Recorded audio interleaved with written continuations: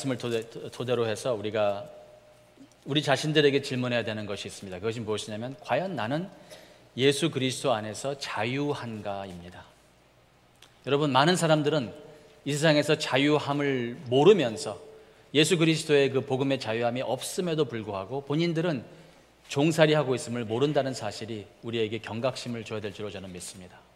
본문을 통해서 과연 우리가 어떠한 경우에 자유를 잃어버릴 수 있는가, 그리고 자유를 잃어버린 사람들은 어떠한 모습을 갖고 있는가, 생각을 하고 있는가, 그리고 우리도 자유를 잃어버리지 않으려면 우리는 무엇을 해야 되는가, 어떻게 하면 자유를 잃는가, 자유를 잃은 사람의 모습은 무엇인가, 그리고 자유를 어떻게 하면 잃지 않을 수 있는가, 이 세 가지를 한번 말씀을 통해서 생각해 보도록 하겠습니다. 다 같이 기도하십니다. 좋으신 하나님 아버지, 이제 주의 성도님들이 말씀을 열며 마음을 열어 하늘을 우러러 봅니다. 하나님, 긍휼을 베푸시사 저희들에게 하늘문을 여시고 말씀을 통해서 저희들을 인격적으로 만나 주시옵기를 간구합니다. 살아계신 하나님 아버지, 말씀을 통해서 하나님이 살아계심과 살아계신 말씀의 역사함 속에서 죽은 영혼들이 이곳에서 살아나고 병들은 자들이 병고침을 받으며, 그리고 주 예수를 몰랐던 사람들이 예배가 끊어진 그 자리에 예배가 회복되게 도와주시옵고, 말씀을 통해서 주의 백성들이 살아나게 주여 역사하여 주시옵소서. 이 모든 말씀 우리 교회 주인 되시고 머리 되시는 예수님의 이름으로 기도하여 싸움나이다. 아멘. 갈라디아서를 계속 공부합니다. 우리가 갈라디아서 2장 1절에서 10절은 어쩌면 여러분들에게 생소할 수 있어요. 왜냐하면 신방을 가도 갈라디아서 2장 1절에서 10장을 인용하는 경우는 거의 없습니다. 병원 신방을 간다든지 아니면 뭐 선교지에 간다든지 아니면 새신자를 신방한다든지 할 때 저희가 인용하는 성경 구절이 뭐 다양한데 갈라디아서 2장 1절에서 10절은 사실 좀 애매합니다.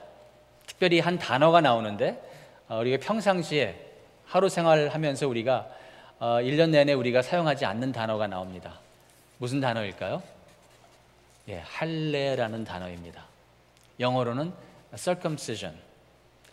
남자들이 들으면 움찔할 수밖에 없는 남자의 어떠한 특정한 그 몸에 있는 피부를 유대인 공동체에서 태어난 지 일주일이 넘어간 여드레 된 남자 아이의 그 피부를 잘라내는 예식을 말하는 것입니다. 그런데 이 1세기에 편지를 보낸다는 것은 굉장히 금전적으로나 시간적으로 많은 것을 투자하는 것이었고, 이것을 쓰는 것과 그리고 이것을 누군가에게 전달해야 되는 그 과정이 쉽지 않았음에도 불구하고 사도 바울은 남자의 그 특정한 부분을 잘라내는 유대인의 예식인 할례에 대해서 상당한 부분을 여기서 이야기한다는 것은 우리가 다시 이 본문을 봐야 되는 것입니다.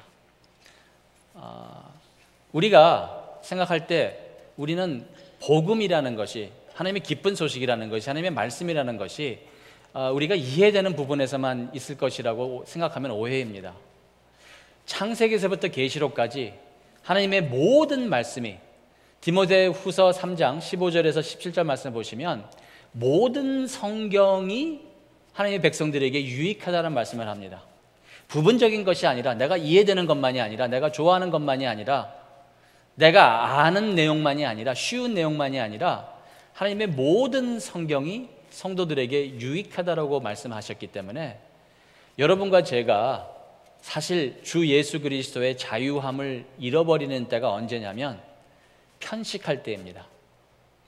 하나님의 모든 성경이 성도들에게 유익한 것인데 우리가 너무 우리가 이해되는 부분이라든지 우리가 좋아하는 부분들만 성경을 보게 되면 전체의 그림을 잃을 수가 있고, 전체의 그림을 잃어버리면, 전체의 진리를 잃어버리면 하나님께서 구속사역이라는 그 큰 그림을, 우주적인 하나님의 구속사역을 이끌어 가심에 있어서 우리는 너무 부분적으로 그 신앙을 보게 됨으로써 우리의 신앙이 한쪽으로 치우치는 그리고 부분적으로 아는 것은 다 아는 것이 아니기 때문에 부분적으로 아는 것은 틀렸다라고도 얘기할 수 있을 정도로 위험한 것입니다. 자, 어째서 우리가 이 사도 바울이 갈라디아서 2장 1절과 1절에서 10절을 통해서 부분적으로 알아서는 안 되고, 그리고 또 신학적으로 무지해서는 안 되는, 우리가 부분적으로 하나님의 말씀을 알고 신학적으로 무지하게 알면 결국 우리는 자유함을 잃어버린다는 그 내용이 어떻게 나오는지 한번 보시겠습니다. 사도는 1절에 이렇게 얘기를 합니다. 14년 후에 내가 바나바와 함께 디도를 데리고 다시 예루살렘에 올라갔노니 라고 말씀합니다. 사도 바울이 지금 두 번째 예루살렘에 가는 것입니다. 두 번째 예루살렘에 가는데 바나바와 디도라는 두 인물을 얘기를 합니다. 디도는 우리가 금방 알 수 있는데 3절에 보시면은 헬라인이라고 여기가 표시가 됩니다. 헬라인, 즉 이방인, 젠타일이라는 얘기고, 이 디도라는 이분도 이 형제도 하나님의 사람 예수 그리스도를 영접한 사람이었습니다. 예루살렘이라는 것은 그 당시에 1세기 당시에 그 교회들의 중심적인 위치를 하고 있었고, 예루살렘에 단순히 구경 간 것이 아니라 사도는 왜 다시 바나바라는 동역자와 디도라는 헬라인을 데리고 예루살렘에 갔는지를 설명을 합니다.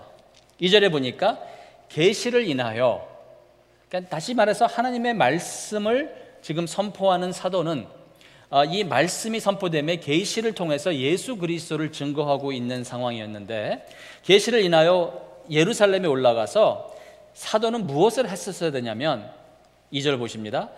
내가 이방 가운데서, 즉 유대인이 아닌 헬라인 같은, 터키 사람 같은, 한국 사람 같은 유대인이 아닌 구약 언약 공동체가 아닌 이방 가운데서 사도는 전파하고 있었습니다. 무엇을? 복음을. 그런데 예루살렘에 올라간 이유를 2절에 보시니까 저희에게라는, 예루살렘에 있던 저희, 어떤 사람들에게 무엇하되? 제출하되라고 기록합니다. 숙제를 하면 제출하는 것처럼 어떠한 일을 하면 이 검증을 받아야 되는 그런 내용처럼 사도는 이야기를 합니다. 그리고 누구에게 제출하였냐면 유명한 자들에게 사사로이 하였고, 그 이유는 본인이 말씀을 증거하는 말씀 사역자로서 다름질하는 것이나 다름질한 것이, 다시 말해서 본인 스스로의 개인적인 영성과 그리고 본인이 한 공개적인 사역의 열매들에 있어서 사도는 그것이 헛되지 않도록 하는 그 열심이 있었고, 헛되지 않도록 무엇을 받고자 하였냐면 검증을 받고자 하였습니다. 자, 그림이 그렇습니다. 14년이라는 시간이 흘렀고, 사도는 유대인 공동체가 아닌 헬라 공동체와 이방인들에게 복음을 증거하고 있었고, 복음을 증거하는 열매로서 이 디도라는 한 청년이 예수를 영접을 하는, 그리고 그 디도와 비슷한 사람들이 많이 생깁니다. 그런데 3절, 4절, 5절에 보시면 그 사도 바울의 말씀 사역에 있어서 옆에서 비방하는 사람들이 있었어요. 그들은 4절에 보시면 거짓 형제라고 사도는 이야기할 정도로 사도에게는 엄청난 힘든 사람들이었고, 그리고 사도는 여기서 단호하게 하나님의 성령의 감동으로 이 성경을 기록하시는 사도의 그 단어는 하나님이 선택하신 단어인데, 분명히 이들은 4절에 보시니까 가만히 들어온 거짓 형제라는 것을 알 수 있습니다. 자, 그런데 사도가 여기서 이 가만히 들어온 형제가 4절에 있는데, 그들이 들어온 이유는 그리스도 예수 안에서 사도 바울과 바나바와 그리고 디도 같은 사람들이 예수 안에서 가진 자유가 있었다는 거예요. 그런데 거짓 형제들은 사도 바울이 갖고 있는 그 복음으로 말미암은 자유를 엿보면서 그들은 가만히 들어가서, 가만히라는 것은 슬그머니라는 그런 표현보다는 대놓고 하지 않고, 앞으로는 친구인 것 같으나 앞으로는 사도 바울과 같은 신앙을 갖고 있는 척하나 사실은 본질적으로 다른, 위배된 거짓 형제라는 것을 여기서 가만히 들어온 거짓 형제라고 해서 표현하는 것입니다. 거짓 형제가 여기서 사도가 하는 말씀 사역을 보면서 하려고 했던 것이었는데, 그것이 무엇이냐면 사도 바울을 종으로 삼고자 하였다고 합니다. 디도를, 바나바를, 그리고 여러분과 저를 종으로 삼고자 하는 거짓 형제들이 교회라는 곳에는 항상 있다는 것입니다. 이것에 있어서 사도는 일시라도 단 한순간이라도 복종하지 않으려고 그랬고 5절에 이유가 있었습니다. 사도가 그런 사람도 있지 뭐라고 그냥 받아들이지 않고 거짓 형제다, 뭐 믿다 보면 그렇게 믿을 수도 있지 뭐라고 하는 것이 아니라 그것은 잘라내야 된다. 어떤 사람들은 신학이 뭐 그렇게 중요하냐, 예수만 잘 믿으면 되지라고 했을 때 사도는 신학이 중요하지 않다고 하는 것도 신학이다라고 말씀하시면서, 신학이 중요하지 않다라고 말하는 것은 신학이 없어도 하나님께서는 그저 우리의 감수성만 가지고 우리를 인정하신다라는 성경에는 없는 신학이기 때문에 사도는 신학이 얼마나 중요한지 여기서 우리에게 말씀해 주시는 것입니다. 일시라도 복종하면 안 되고, 그 이유는 복음의 진리로 너희를 항상 보호하고자, 복음의 진리를 내가 지킴으로써 그 복음의 진리가 너희에게 계승되도록 하는 것이 나의 뜻이라고 5절에 말씀을 합니다. 복음의 진리로 너희 가운데 항상 있게 하려 함이라고 한국어 성경은 번역을 하는데, 이 원래 원어의 누앙스는 사도는 여기서 복음의 진리를 보호함으로써 온전히 보호해서 이 갈라디아 교인들에게 이 변질되지 않은 복음을 계승하고자 했다라는 내용이 5절의 내용이라는 것입니다. 자, 정돈을 합니다. 다시 말해서 거짓 형제들과 그리고 거짓 형제들의 가르침을 따라가는 자들은 어떤 사람들이에요? 종이라는 거예요. 거짓 형제들과 거짓 형제들의 그 가르침을 따라가는 사람들은, 그리고 거짓 형제들은 여기서 본인들이 예수를 믿지 말자라고 한 사람들이 아닙니다. 거짓 형제들은 여기서 무신론자들이 아니에요. 거짓 형제들은 여기서 예수 믿지 말고 다른 사람 믿자가 아니었습니다. 자, 그런데 거짓 형제들의 문제는 신학이 성경적이지 못했어요. 물론 거짓 형제들도 예수를 얘기했고, 거짓 형제들도 성경을 얘기했을 것이고, 거짓 형제들도 뭐 천국을 얘기했었겠지만, 사도는 거짓 형제들의 가르침을 따라갈 때, 그리고 거짓 형제들의 가르침은 신학이 흐트러진 것을 말씀하면서, 그리고 거짓 형제들의 가르침은 이 할례라는 것에 집착되면서 성경의 전체적인 큰 그림을 보는 것을 잃어버린 것을 우리에게 말씀해 주시면서 여러분과 저에게 다시 한번 경각심을 갖도록 하는 것입니다. 무슨 경각심이냐면, 여러분과 제가 성경을 알려면 똑바로 알아야 되는 것입니다. 여러분과 제가 성경을 알려면 창세기부터 계시록까지 다 알아야 되는 것입니다. 부분적으로만 알아서는 안 되는 것이고, 내가 좋아하는 것만 알아서는 안 되는 것이고, 이해되는 것만 알아서는 안 되는 것이고, 성경 창세기로부터 계시록까지 모든 성경은 성도들에게 유익한 것이라 깨닫고, 그리고 신학은 어떠한 특정한 인물들이 많은 교육을 받아야만 신학을 아는 것은 절대로 아닙니다. 신학이라는 것은 하나님이 누구신가에 대해서 우리가 성경을 통해서 우리가 조직적으로, 체계적으로, 그리고 질서정연하게 우리가 그것을 알고 그 아는 내용들을 다른 사람에게 계승하는, 다시 말해서 교리를 말하는 것입니다. 영어로는 doctrine 아니면 dogma라고 얘기하는데, doctrine이나 dogma는 제가 요즘 그 갈라디아서를 강의하면서 예전에 들었고 요즘 다시 듣기 시작한 그 설교 테이프 시리즈가 있는데, 가까운 곳에 사역하시는 이제 리디머 교회 팀 켈러 목사님의 설교 테이프 시리즈에서 요 파트에서 그 켈러 목사님이 이런 예를 드셨어요. 뭐냐면 신학의 필요성에서 말씀하시면서, 신학은 지도와 같은 것이다. 지도 위에 서 있다고 해서 우리가 그곳에 가 있는 것은 절대로 아니지만, 하지만 지도가 없는 사람이 어떠한 곳에 갔을 때는 본인이 그 길을 잃어버려도 모른다라는 말씀을 하십니다.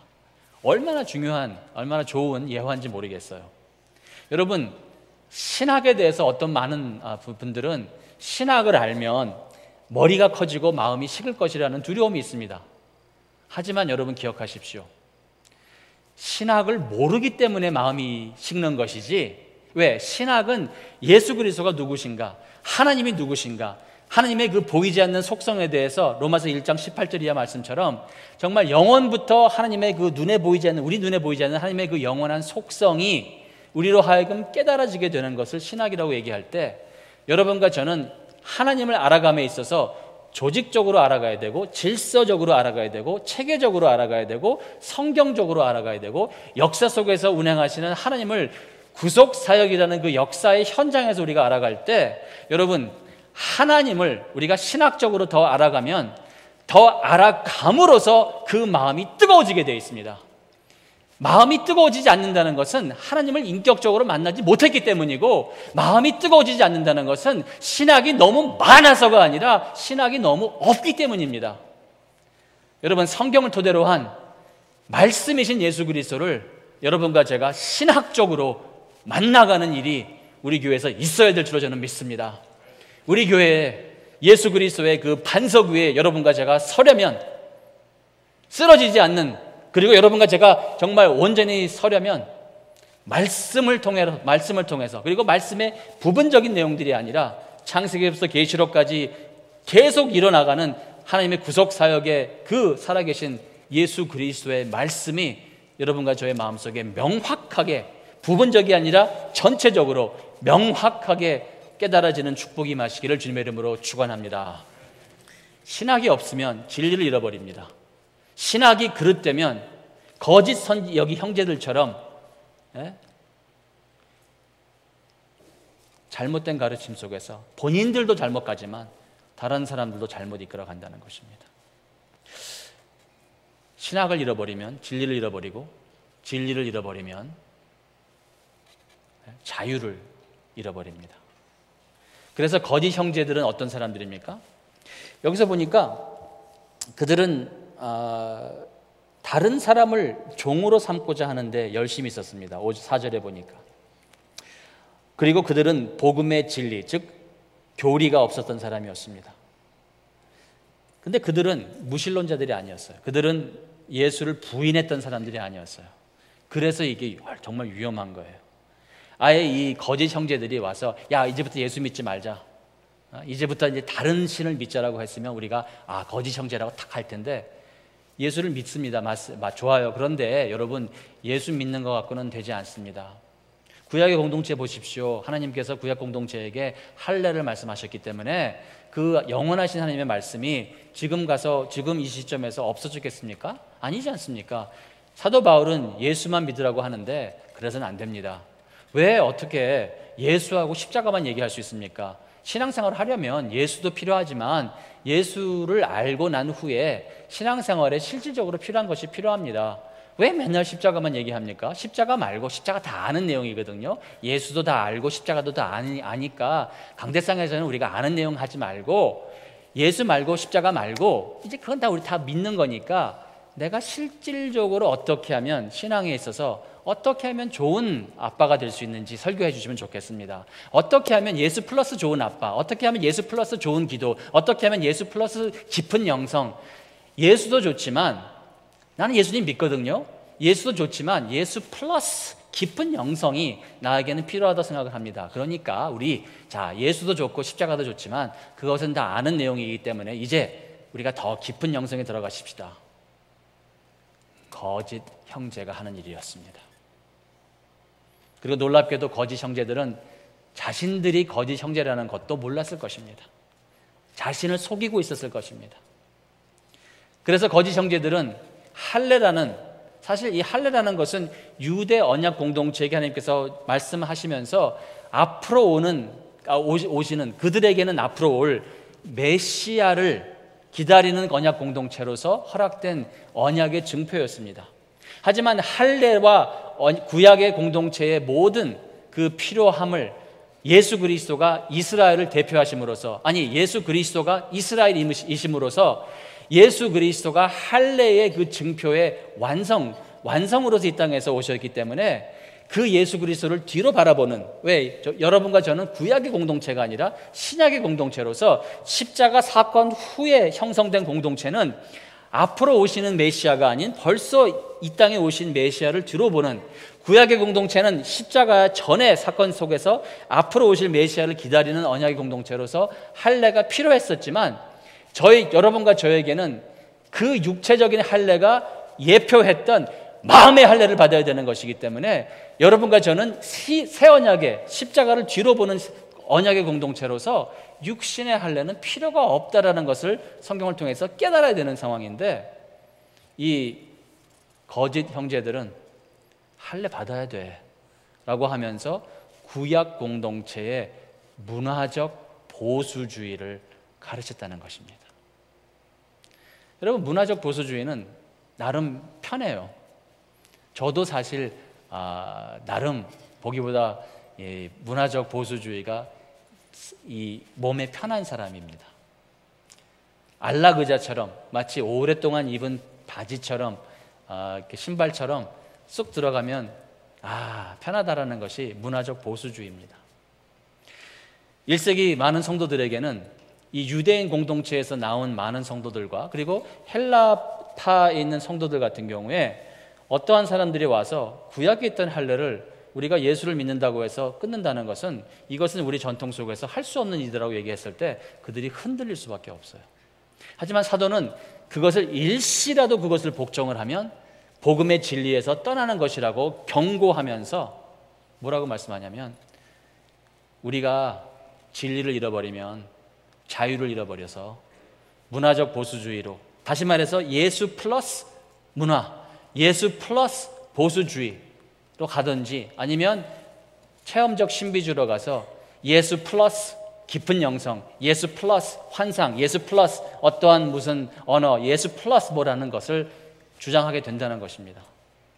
사도는 여기서, 여러분 잘 들으세요. 여기서 지금 세 번째 포인트로 넘어가는 것인데, 사도는 여기서 절대로 기도라든지 아니면은 10절에 보시면 아시겠지만 가난한 자들을 생각하는 것에 있어서 성도로서 이러한 것이 불필요하다고 얘기하는 것이 아닙니다. 하지만 사도는 복음 외에 다른 어떠한 것이라도 구원의 전제 조건으로 둘 경우는 그것은 다른 복음이 되고 다른 복음은 없나니 어떠한 누구라도 다른 복음을 전하면 저주를 받을지어다라고 말씀한다는 것입니다. 여러분, 여기서 사도는 이제 6절에 1, 2절에 했던 내용이 3, 4, 5절에는 배경 설명으로 하고 6절부터 다시 한번 1, 2절의 문맥의 생각을 연결해 나갑니다. 2절에 얘기했던 유명한 자들을, 그 유명한 자들은 6절에도 유명한 자들로 나오고, 그 유명한 자들은 9절에 이름이 거론이 됩니다. 예수의 동생이었던 야고보, 그리고 예수의 수제자라고 얘기할 수 있는 게바라고 하는 베드로, 그리고 예수의 사랑하는 자라고 호칭을 입었던, 그리고 요한계시록을 쓰는 반모섬에서 쓰는 요한. 그 당시에 야고보, 게바, 요한 그러면 더 이상의 이 어떠한 아주 뭐랄까 믿을 만한, 신뢰할 만한 이름이 없었습니다. 그래서 우리가 알 수 있는 것은 뭐냐면 2절에 유명한 자, 6절에 유명한 자, 그리고 9절에 나오는 이 사람들은 여기서 유명하다는 것은 famous라는 게 아니에요. famous가 아니에요. 유명하다는 것은, 여기서 유명하다라는 뜻은 그 이름으로 말미암아 신뢰할 만한 사람들을 말합니다. 자, 이름으로 말미암아 신뢰할 만한 사람들에게 유명하다는 이들 중에 본래 어떤 이들이든지 내게 상관은 없고 하나님은 그 사람의 외모를 취하지 아니하시니, 이 말씀 뭐냐면 사도는 그래서 야고보와 게바와 요한의 공인을 받습니다. 제출함으로 공인을 받는데, 그 공인 받는 것에 있어서 6절에 저 유명한 이들은 내게 더하여 준 것이 없고 라고 표현합니다. 그런데 그러다 보니까 6절의 번역이 좀 아쉽다 보니까 오해가 생겨버렸어요. 여러분, 어떤 사람이 이승환 목사는 나에게 더해준 것이 없고 그러면 무슨 뜻이에요? 별로 도움이 안 돼 라는 표현이죠. 김 집사는 나에게 더해준 게 없어 라고 하면 그 사람은 나에게 별로, 있으나 없으나 별로 중요한 존재가 아니라는 것입니다. 그래서 여기 한국어 성경에 저 유명한 이들이 내게 더해준 것이 없다라는 것을 읽을 때 마치 여기 사도 바울이 6절에 이 유명한 사람들에 대해서 좀 약간 속이 좀 불편해갖고, 그 사람들 나는 외모로 취하지 않아, 난 상관이 없어, 그 유명한 사람들이 나한테 보탬있는 게 뭐가 있는데라고 읽혀져요. 이 문맥상, 한국어 이 언어 구조상. 근데 원어에서 얘기하는 건 그게 아니에요. 자, 사도 바울이 예루살렘에 왜 올라갔죠? 본인이 이방인들에게 복음을 증거하는 데 있어서 이 배경에서 이 유대 보수주의파들이 할례라는 것을 얘기하면서 사도 바울의 말씀 사역에 자꾸만 이 브레이크를 걸었어요. 사도 바울이 그래서 동역자 바나바와 그리고 헬라인 디도를 데리고 자기의 복음 사역을 제출하려고 누구 앞에서? 그 당시에 공인되었던 예수의 동생 야고보와 겟바와 그리고 요한이라는 이 예루살렘 공동체에 가서 나는 지금 이렇게 복음을 알고 있고 복음을 이렇게 전하고 있습니다라고 제출하고 있는 상황인 거예요. 제출했더니 6절 말씀이 어떻게 문맥이 연결되어야 되냐면 그 유명했던 사람이 나는 복음 이렇게 전합니다라고 제출했더니 그들이 하는 얘기가 그래 그러면 우리는 거기에 더 할 게 없어. 사도 바울 네가 지금 하고 있는 복음 사역에 우리는 거기에 플러스 할 게 없어. 더 할 게 없어. 잘하고 있고 네가 하는 것처럼 예수를 말하고 십자가를 말하고 그리고 그 복음 외에 복음 플러스 다른 것을 얘기하지 않아. 그것이 오라라고 얘기한다는 거예요. 다시 말해서 여러분과 제가 왜 거짓 형제들은요 본인 스스로가 거짓 형제라는 사실을 모르기 때문에 그럼 여러분과 저도 우리 스스로를 속이고 있는 것에서 우리가 어떻게 하면은 우리 자신을 속이지 않는가 검증할 수 있습니까? 내 feeling 갖고는 안 돼요. 나 열심히 기도하는 것 같은데 하나님과 오늘 가까이 가는 것 같은데 여러분의 feeling 갖고는 안 돼요. 감정 갖고는 안 돼요. 객관적이고 절대적인 하나님의 말씀, 전체적인 하나님의 말씀이 여러분에게 어떻게 다가와야 되냐면 여러분이 만일 오늘 기도하시면서 나 예수님 믿거든요. 근데 예수님, 하나님 내 삶에 있어서 이것만 되면 정말 만족하겠습니다. 예수님 잘 믿는데 하나님 이것만 허락하시면 얼마나 좋겠어요.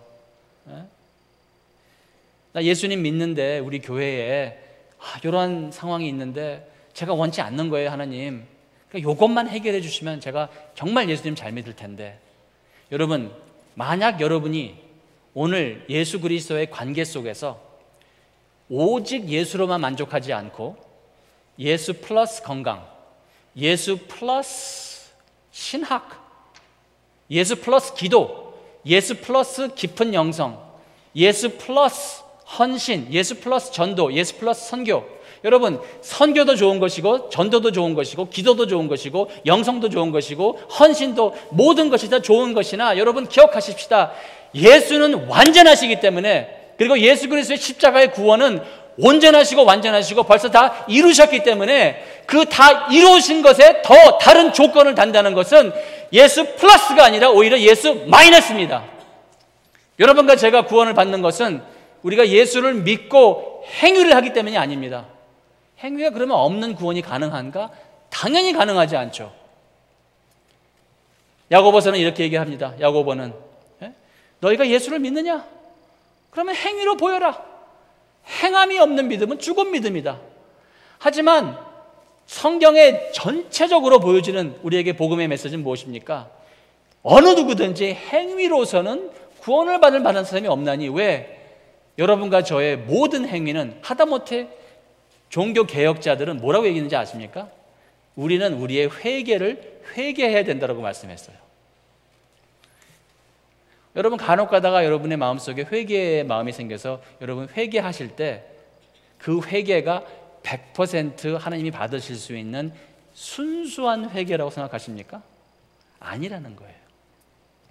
여러분과 저는 죄인이기 때문에 우리가 아무리 선한 생각을 갖고 우리가 아무리 선한 일을 위해서 아무리 순수한 동의를 가지고 우리가 무엇을 한다고 할지라도 우리는 본질상 하나님의 원수였고 본질상 죄인들이었기 때문에 우리가 아무리 순수한 마음을 가지고 무엇을 한다 할지언정 우리의 죄인의 그 죄가 묻어서 나오기 때문에 우리는 우리의 죄만 회개해서는 되는 것이 아니라 우리의 의도 회개해야 된다는 것이 종교개혁의 외침이었습니다. 이해가 되십니까? 이해하셔야 돼요, 이거 부분. 너무도 많은 사람들이 그저 기독교의 종교인으로 만족해 살아가세요. 기독교 종교의 종교인으로서 어떠한 직분의 위치적인 향상이 본인의 신앙의 성숙함일 것이라고 오해하고 살아가시는 분들이 너무 많아요.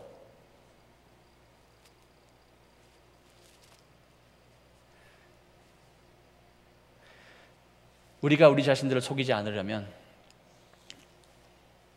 오직 예수로만 만족함을 배워야 됩니다. 우리가 우리 자신들을 속이지 않고 우리가 우리 자신들이 거짓 형제가 되지 않으려면 오직 구원은 여호와로 말미암느니라가 무엇인지 온전히 깨달아져야 됩니다. 구원은 예수 그리스도가 십자가에서 구원의 가능성을 제시하심에 내가 그것을 믿음으로써 구원을 얻는 것이 아닙니다. 믿음은 하나님의 선물입니다. 십자가에서 예수 그리스도는 교회를 위해서, 교회를 대신하여서 십자가에서 죽으시면서 다 이루었다 말씀하십니다. 다 이룰 것이다가 아니라 다 이루기 위해서 너희의 협조가 필요하다가 아니라 예수 그리스도는 십자가에서 다 이루었다라고 말씀하시면서 예수 그리스도의 십자가는 교회와 맞바꿔서 교회를 구원하셨음을 말씀합니다. 그리고 여러분과 저는 그 교회 안에서 하나님께서 강권적으로 주권적으로 역사하시사 여러분과 저를 거듭나게 하셨기 때문에 거듭난 영혼들이 예수를 믿습니다. 거듭난 영혼들이 예수를 주라 시인하고 거듭난 영혼들이 예수를 사랑하게 되며 거듭난 영혼들이 예수와 동행할 때 거듭난 영혼들이 행위가 나오는데, 하지만 거듭난 영혼들의 행위는 구원을 얻고자 하는 할례가 아니라 구원을 받은 사람들로서 하나님께 감사함을 드리는 기쁨의 감사의 산 제사라는 것입니다. 여러분, 예수 그리스도 안에서 희생을 하는 사람들은요, 그리고 정말 예수 그리스도 안에서 온전히 희생하는 사람들은 그 희생에 대해서 누가 얘기를 하면 놀라요. 그게 왜 희생이야? 라고 얘기합니다. 정말 하나님 받으시는 희생은 본인이 희생을 하는 사람이 누군가가 지적을 해줘서 김 집사 정말 주를 위해서 열심히 희생하네 라고 누가 얘기를 해주면 놀랍니다. 아닙니다. 이게 무슨 희생이에요? 왜? 예수 그리스도의 희생으로 말미암아 내가 거듭나, 예수 그리스도의 놀라우신 희생으로 말미암아 나의 영혼이 거듭나고, 내가 죽었던 내가 예수 그리스도의 그 십자가 희생으로 말미암아 내가 하나님의 자녀 되었다는 사실이, 버림받아 마땅한 영혼이 하나님의 자녀로서 그 극진하시고 차고 넘치는 사랑 속에 내가 거할 수 있다는 것을 깨달은 사람은 목숨을 다해서 평생 모든 것을 다 바쳐서 오직 예수로만 만족하고 십자가로만 만족하는 삶을 살아갈 때 그것이 절대로 희생이라고 느껴지질 않습니다. 다 드려도, 모든 것을 드려도, 하나님께 모든 것을 다 바쳐도 부족하다라고 느끼면서 살아가는 사람들이야말로 하나님께서 기뻐 받으시는 그 희생을 하는 거짓 형제가 아닌 예수의 참된 형제라는 사실을 여러분 꼭 기억하시기를 주님의 이름으로 부탁드립니다. 복음, 십자가, 복음 플러스는 없습니다. 예수 플러스가 없습니다. 십자가 플러스는 없습니다. 오직 예수, 오직 복음, 오직 십자가로만 여러분 오늘도 내일도 주님 강림하시는 그날까지 만족하시며 살아가시기를 주님의 이름으로 축원합니다. 기도하시겠습니다. 진리를 잃으면 자유를 잃을 수밖에 없는 무지한 주의 양들임을 고백합니다. 하나님, 저희가 때로는 쉬운 말씀만 알려고 하는 게으름을 회개하오니 용서하여 주시옵고, 때로는 저희가 은혜가 된다고 하는 말씀만 자꾸 찾으려고 하는 어리석음에서 회개하오니 저희들을 붙잡아 주시옵소서. 성경을 창세기서부터 계시록까지 전체적으로 전반적으로 다 모든 성경이 내게 유익하다 깨달아가는 성도되게 도와주시사 신학을 알게 도와주시옵고, 성경 신학 속에서 예수 그리스도를 말씀으로 인격적으로 만나가 진리를 찾아 예수가 허락하시는 자유를 찾아가는 주의 백성 되게 도와주시옵소서. 예수님의 이름으로 기도하였사옵나이다.